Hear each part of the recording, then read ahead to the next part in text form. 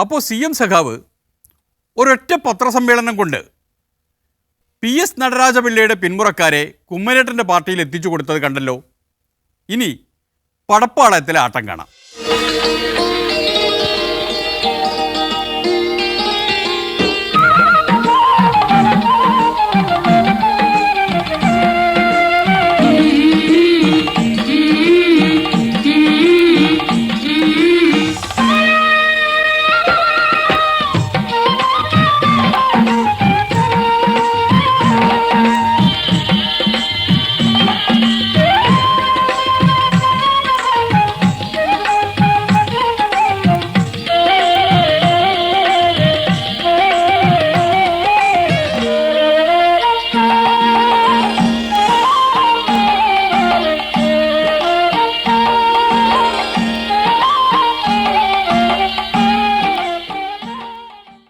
കണ്ടില്ലേ, കെ മുരളീധരൻ തീനും കുടിയുമില്ലാതെ കിടക്കുമ്പോൾ ആരൊക്കെയാണ് വന്ന് തൊഴുതു പോകുന്നത് എന്ന് കണ്ടില്ലേ.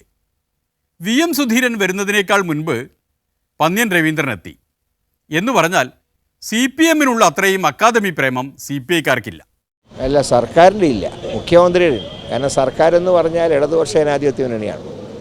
അതിൽ പ്രബലരായ ഒരു രാഷ്ട്രീയ കക്ഷി ഈ സമരത്തിലുണ്ട്.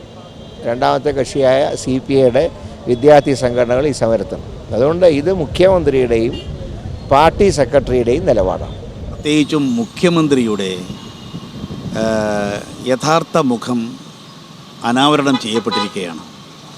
ഇന്നലെ അദ്ദേഹം DYFI യോഗത്തിൽ പറഞ്ഞത് കേട്ടപ്പോൾ ഒരു അത്ഭുതമാണ് തോന്നിയത്. SRCP ഏറ്റെടുത്ത ഭൂമി തിരിച്ചു കൊടുക്കാനാകില്ല, രാജഭരണകാലത്തെ തീരുമാനങ്ങളൊന്നും മാറ്റിമറിക്കാനാവില്ല എന്ന് ജനാധിപത്യ സംവിധാനത്തിലൊരു മുഖ്യമന്ത്രി പറയുന്നതിൽ പരം എന്താണ് പിന്നെ അതേക്കുറിച്ച് പറയുക? പക്ഷെ വസ്തുത എന്താ? ഈ പറയുന്ന ഭൂമി നടരാജപിള്ള സാമ്രാജ്യത്വ വിരുദ്ധ സമരത്തിനും അവിടുത്തെ രാജഭരണത്തിന് എതിരെയും നീങ്ങിയപ്പോൾ അതിലുള്ള വിരോധം വെച്ച് അന്നത്തെ SRCP എന്ന് പറഞ്ഞാൽ രാജഭരണം പിടിച്ചെടുത്തതാണ്. യഥാർത്ഥ കാരണം അതാണെങ്കിലും അവർ രേഖയിലുണ്ടാക്കിയ കാരണമായിട്ട് കേൾക്കുന്നത് അങ്ങനെയാണല്ലോ.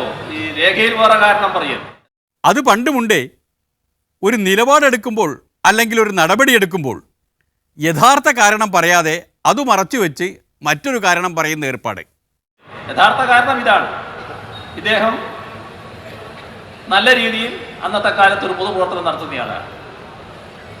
ഈ നടരാജപിള്ള മകനോടുള്ള വിരോധത്തിൻ്റെ മേലെ അച്ഛൻ്റെ ഭൂമി പിടിച്ചെടുക്കുകയും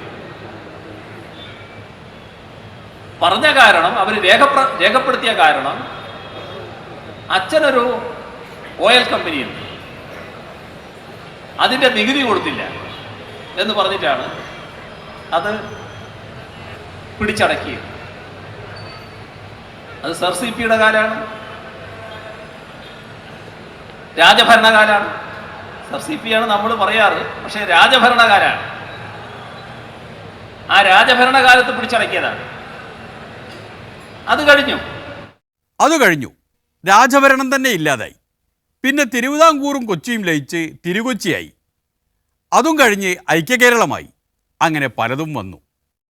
പിന്നീട് നിരവധി ഗവൺമെന്റുകൾ ഇവിടെ വന്നു. കേരളം രൂപം കൊള്ളുന്നതിന് മുൻപിൽ അവിടെ ഗവൺമെന്റ് ഉണ്ടായി. 54 ആണെന്ന് തോന്നുന്നു പട്ടംതാണു പിള്ളയുടെ നേതൃത്വത്തിലുള്ള ഗവൺമെന്റിൽ ഇതേ നടരാജപിള്ള ധനകാര്യമന്ത്രിയായി ഉണ്ടായിരുന്നു. ആ ഘട്ടത്തിൽ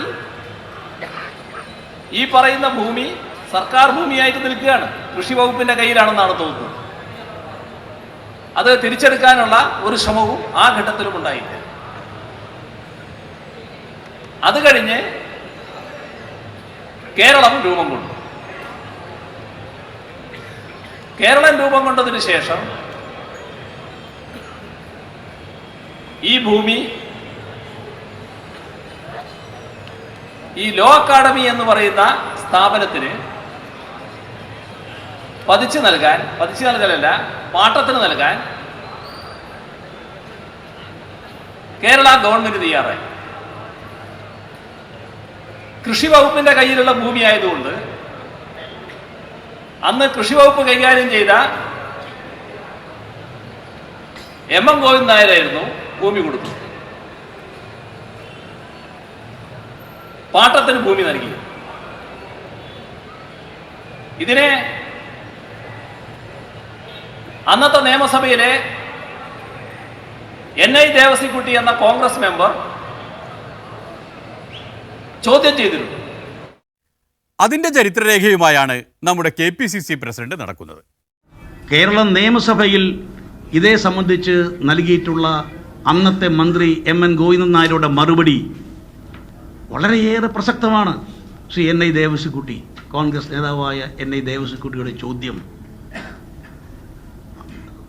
ആ ചോദ്യം ഇത് സംബന്ധിച്ച് ലോ അക്കാദമി സ്ഥലം കൊടുത്തത് സംബന്ധിച്ചുള്ള ചോദ്യം, ആ ചോദ്യത്തിന് അന്നത്തെ ബഹുമാനപ്പെട്ട മന്ത്രി MN പറഞ്ഞ മറുപടി ഇതാണ്. ലോ അക്കാദമി എന്ന് പറയുന്നത് ഒരു പ്രത്യേകം വ്യക്തിയുടെ വകയല്ല. അതിലെ ചീഫ് പേട്രൺ ബഹുമാനപ്പെട്ട ഗവർണർ ആണ്. പേട്രൺ ഇവിടുത്തെ ചീഫ് മിനിസ്റ്ററും റവന്യൂ മന്ത്രിയും വിദ്യാഭ്യാസ മന്ത്രിയും പിന്നെ 3 ഹൈക്കോടതി ജഡ്ജിമാരും അതിലംഗങ്ങളാണ്. കൂടാതെ പ്രമുഖരായ വക്കീലന്മാരും അതിലംഗങ്ങളായിട്ടുണ്ട്. ഇങ്ങനെയുള്ളൊരു അക്കാദമിക്കാണ് സ്ഥലം കൊടുത്തിട്ടുള്ളത്. അത് കഴിഞ്ഞ് 1984 തോന്നുന്നു, കരുണാകരൻ ഈ പറയുന്ന സ്ഥലം പതിച്ചു കൊടുത്തു.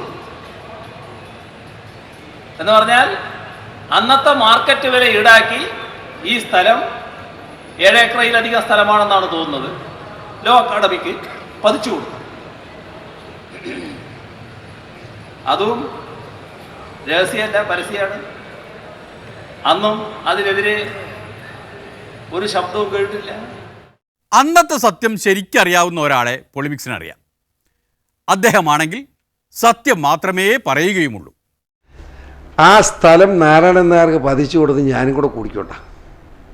വേറെ ആരും പറയല്ല, സത്യം ഞാൻ പറയാം. എന്ന് വെച്ചാൽ അങ്ങനെ വഴക്കുണ്ടാക്കിട്ടെ കാര്യം. അഭിപ്രായം പറയാൻ എളിയവനായി എനിക്ക് സ്വാതന്ത്ര്യമില്ല. ഞാൻ ഒരുമാതിരി മുനാഫിക്കാവരുത്, അതുകൊണ്ടാണ് ഉണ്ടാകുന്നത്. എനിക്ക് ആ കുഞ്ഞുങ്ങളോട് മനപ്രയാസമുണ്ട്. കുഞ്ഞുങ്ങളൊക്കെ എൻ്റെ അടുത്ത് വരാറുണ്ട്. ഞാനും കൂടെ കൂടി. കാരണം PJ ജോസഫാണ് പതിച്ചു കൊടുത്തത്. PJ ജോസഫ് അമേരിക്കയിൽ പോയ സമയത്ത് ജേക്കപ്പാണ് ചാറിയിരിക്കുമ്പോഴാണ് പതിച്ചു കൊടുത്തത്. കരുണാകരൻ മുഖ്യമന്ത്രി, എന്നെ കരുണാകരൻ വിളിച്ചു പറഞ്ഞാൽ ഞാനും എൻ്റെ പുറകെ ഓടിയതാണ്. ആ തെറ്റ് നമ്മൾ ചെയ്തെന്ന് വെച്ചാൽ ഇനി പിള്ളേരോട് സ്നേഹം കാണിച്ചിട്ട് വല്ല കാര്യമുണ്ടോ?